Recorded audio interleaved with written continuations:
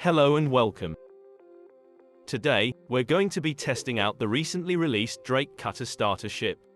We'll be comparing our test data against other ships that also come in starter packages. This will give us an idea of how effective each ship is at specific roles in the current game environment. And if you stick around, we'll let you know how you can take home a brand new Drake Cutter as part of a package including the game download, absolutely free. As the Drake Cutter is marketed towards new citizens, we enlisted the help of Cadet Kevin for some of today's testing.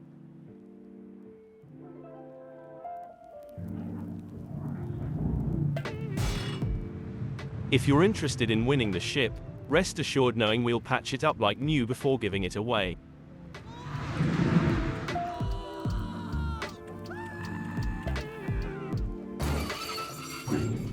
It would appear that our first test today is the upside down test.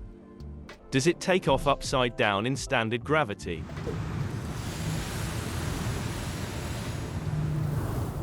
No problems.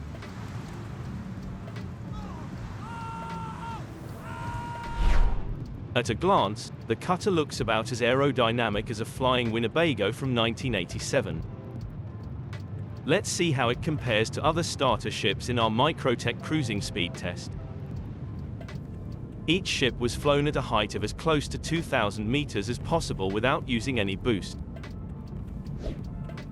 At an average speed of 174, Drake manages to take the title from RSI for having the ship with the highest possible wind resistance. If you're into racing or trying to fly like Tirada through the canyons on Daymar, this probably isn't the ship for the job. Given how slow it is, we thought maybe it was being weighed down by extra thick armor. To test this theory, we're going to see if it can withstand being shot by one of these. Distinguished for its service in the Second Tivaran War, the Tumbril Nova battle tonk is known for packing quite a punch. It does this with the appropriately named Slayer cannon, developed by Hurston Dynamics. If Drake are hiding any armor plating in the walls of that ship, we're about to find out.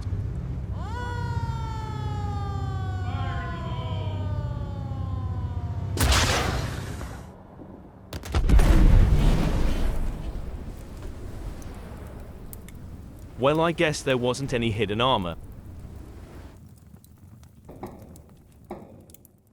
Next up, we have our PFAF assessment, which is a combination of 3 separate tests.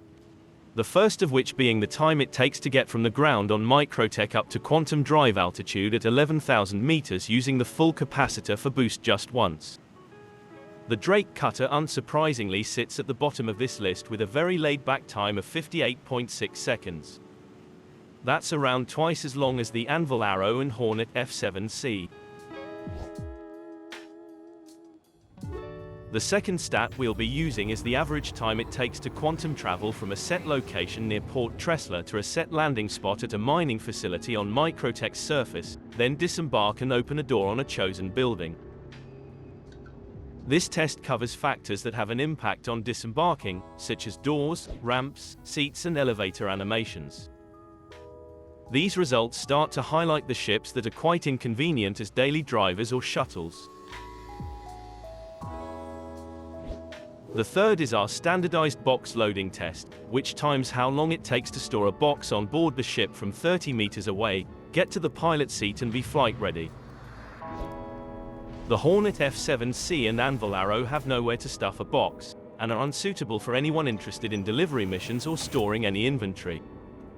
The Mustang Alpha has a poor result here due to the fact that the cargo tube has to be accessed from the rear of the ship. Now, if we add these together, we get our PFAF, which is our piss fart around factor. This helps us visualize how convenient or inconvenient a ship may be if chosen as a daily driver or as your only ship.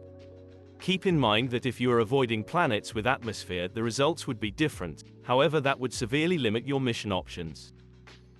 The Arrow and F7C are dedicated fighters and are strictly limited to that role. Choosing one of these would limit your career opportunities to ship combat only.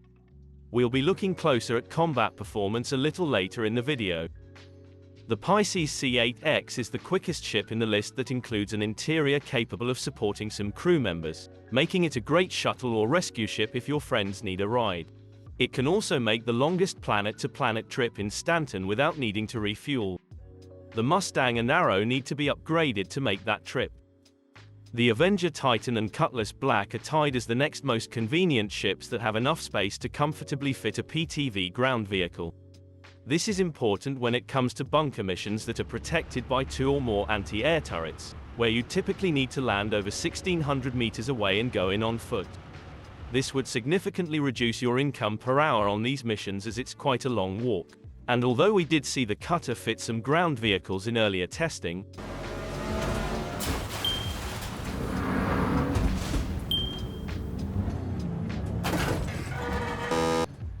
it still struggles to get anything done in a reasonable time, and from now on, I'll be referring to it as the struggle bus. Let's simulate a delivery mission worth 10,000 AUEC on Microtech using this information, which would include leaving New Babbage, quantum traveling to an outpost to get the delivery, embarking with your box, getting back up to quantum travel altitude, another quantum jump to the destination and deliver the box.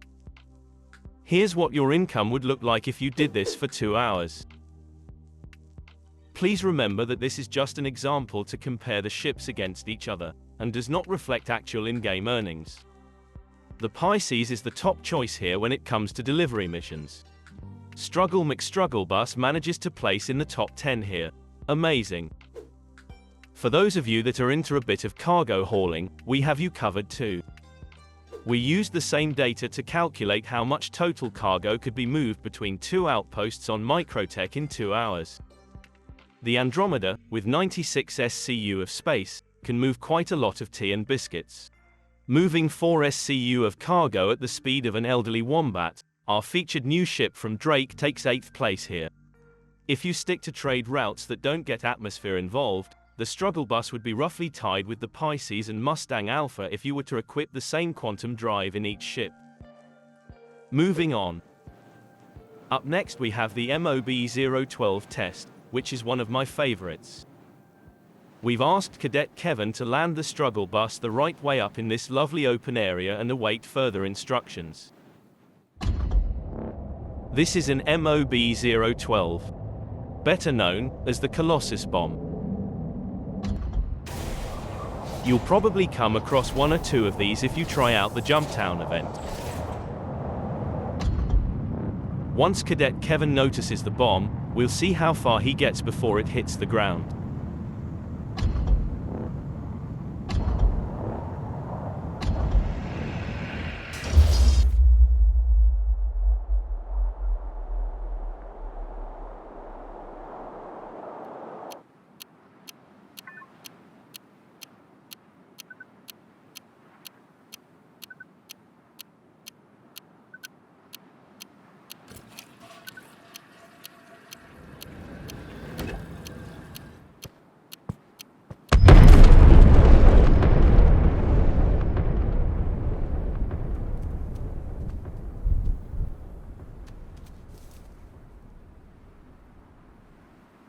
I think I may be in a lot of trouble with the health and safety team.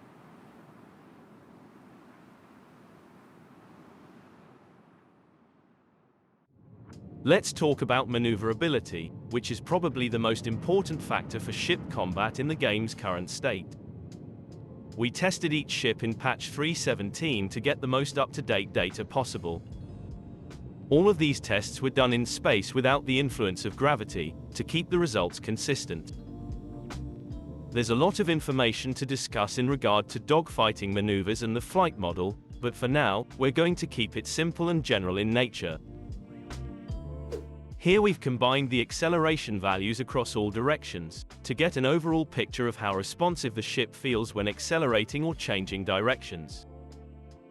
If we get rid of forwards and backwards, this would be your jerk profile, meaning how quickly you can change directions while facing your target, to throw off their aim. If you're someone who has fought against an anvil arrow in a dogfight, you know exactly how much of a jerk the arrow can be. When dogfighting, you'll often get into a turn rate fight.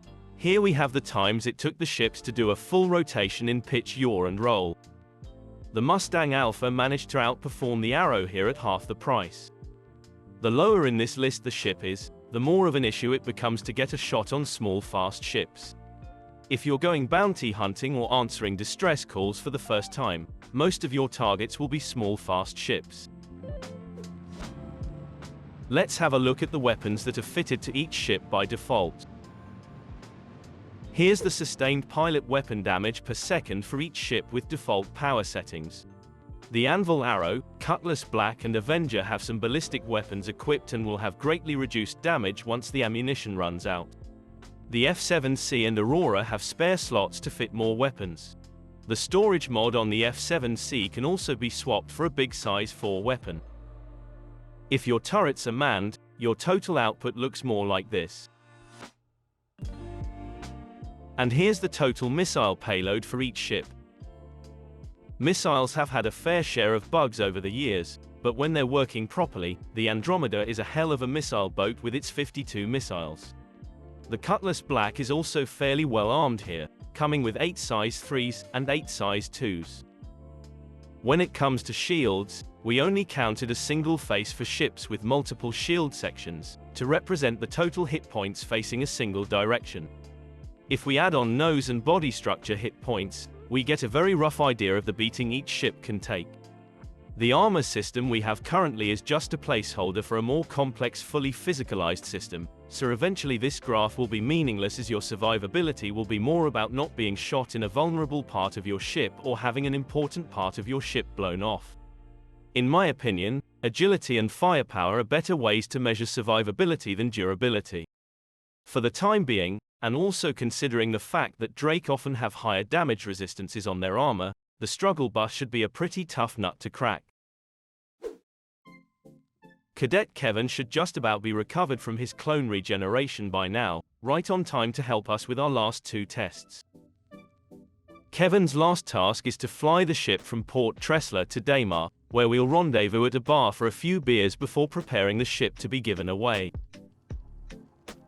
We may or may not have had Kevin's medication dosage adjusted for this first part. The aim here is to see how difficult it is to access the ship when in roughly the same state as a typical Drake owner would be in most days of the week.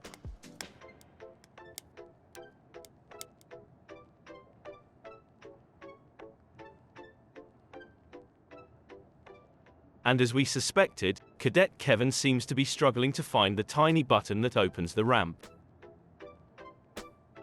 The tiny buttons could be forgiven in most applications, but when it comes to Drake, they should know their customer base better, and Kevin has passed out. We assisted Kevin with his med overdose by giving him some more meds, and got him into the pilot seat for the final part of the test. One feature that is important to many of Stanton's pilots is a ship's ability to keep certain goods hidden from those pesky security scanners. Unbeknown to Kevin, we've hidden a small container on board as best we can, containing a harmless synthetic substance that registers on security scanners the same as an illegal drug would. If Kevin makes the full trip without being hassled by security, then maybe the struggle bus has at least one use after all. Now, we'll cut ahead to Kevin's arrival on Daymar, and let you know how his trip went. Local security forces have confirmed that the man in the medical gown had been stopped for a routine security search when the standoff began. Witnesses report that the man was arguing with the officers that were conducting the search, and had managed to snatch a firearm from one of the officers, and is now holding 2 officers as hostages. Due to unforeseen circumstances, it doesn't look like the struggle bus is going to be ready to give away. To make it up to you, we've upgraded the prize to this Pisces C8X. The Pisces C8X is the most convenient ship we tested today, and is versatile enough to get you through most types of gameplay currently available in the Stanton system. The metallic red paint and game download is also included in the prize. Anyone who is subscribed to the channel and comments on this video is entered into the competition. The winner will be drawn at 12 p.m. UTC on the 15th of March, and announced by video shortly after.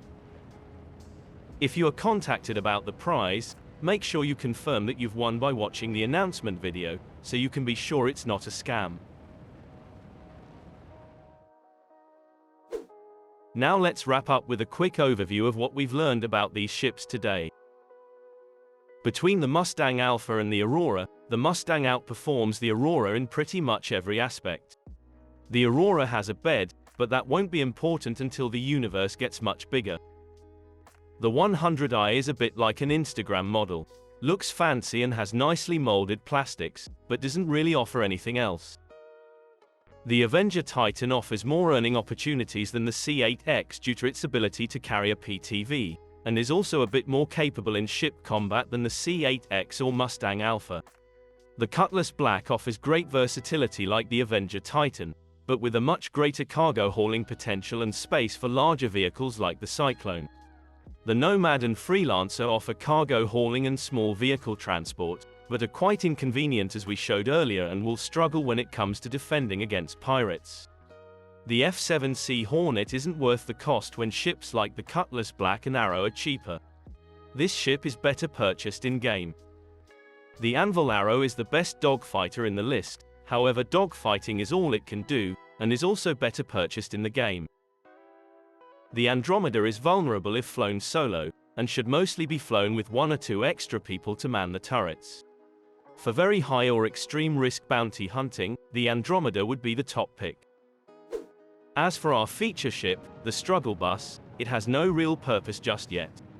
It has a bathroom, a bed, and a lot of fuel, but those won't be useful until the Star Citizen universe expands in size with systems like Pyro, which could still be a fair while away.